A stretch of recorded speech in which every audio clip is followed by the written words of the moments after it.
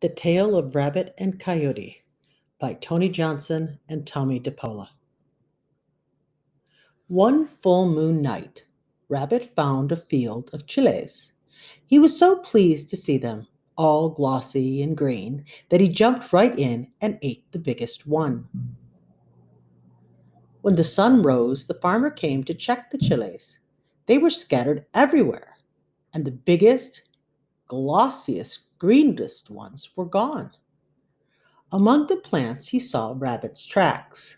So what did he do? He made himself a beeswax doll, and he set the doll in the middle of the field to catch the chile thief. When night fell, Rabbit returned. He saw the farmer made of wax and crept up to say hello and to ask for some more chiles too. But the fat wax farmer said nothing to the rabbit. Nothing at all. Rabbit was angry. He punched the farmer hard. His right paw stuck in the wax. Still, the farmer said nothing. So he punched him once again, and his left paw stuck too. Rabbit was fuming mad. But the wax farmer was silent as the stars. So he hauled off with both feet and walloped him. Aye, aye, aye! Then the rabbit was trapped for sure. When the real farmer came to check his trap, he was delighted to see the rabbit there. Que delicioso! How delicious, he said, rubbing his hands together. He popped Rabbit into a sack and took him home.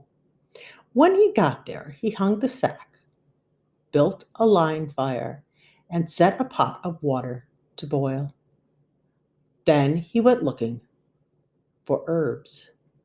From where he was hanging in the sack, Rabbit saw Coyote coming.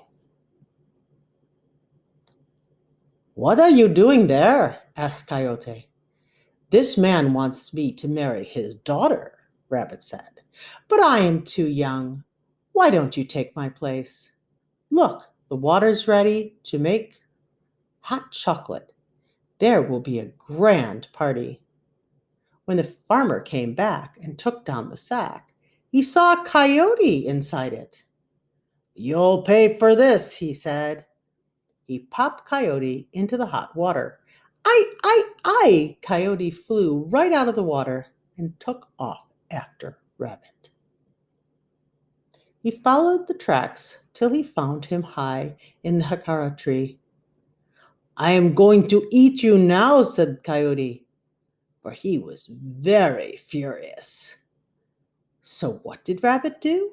Well, he knew the Coyote couldn't tell the difference between fruit from the jacara, hard as a rock, and the soft, sweet zapote. "Why eat me?" asked the rabbit, "when right here I have sweet zapote fruit instead." "Well, toss me one," growled Coyote. Rabbit did that. He tossed down the jacara with all his might. Plonk!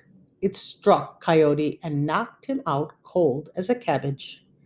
When Coyote woke up, he tracked the rabbit until he saw the furry scoundrel resting against a large rock at the edge of a hill.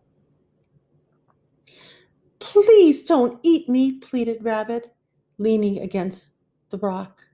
"Can't you see if I don't hold back this rock, it will roll down and crush the world? Here, you hold it while I find some people to help us." Coyote believed Rabbit and took his place. Coyote hopped off, free as a bee. Soon Coyote knew he'd made a mistake. He went after Rabbit, muttering all the while. When at last he found him, Coyote said, "Now I will eat you." "But then who will take care of the little children in this little school?" asked Rabbit, pointing to the wasp's nest on a low tree branch. Someone needs to give it a knock if the pupils try to leave. Well, Coyote loved to give knocks, so he took the job. He lay near the branch and waited. When a wasp flew out, he whacked that wasp nest with the little stick, and all the wasps came after him. They chased him into a pond. Only his nose stuck out of the water, so they stung that many times. It was pitch black night when Coyote found Rabbit at the edge of the lake. Now he was really going to eat him. But Rabbit said, "Why eat me, Coyote, when I have been waiting for you so that we can share the cheese that you see there?" Rabbit pointed to the moon's reflection on the water. "Of course," explained Rabbit, "we must first drink all the juice of the cheese in order to eat the cheese itself." So Coyote began drinking the water to reach the cheese itself. After a time, he said, "I simply can't drink more." "Just a few more sips," said Rabbit, "and you'll reach the cheese for sure." Coyote drank more and more and more. He drank so much that the water poured from his ears. But when he turned to discuss this with Rabbit, Rabbit ran away. Coyote ran after him as fast as he could, but he was swollen as a sponge.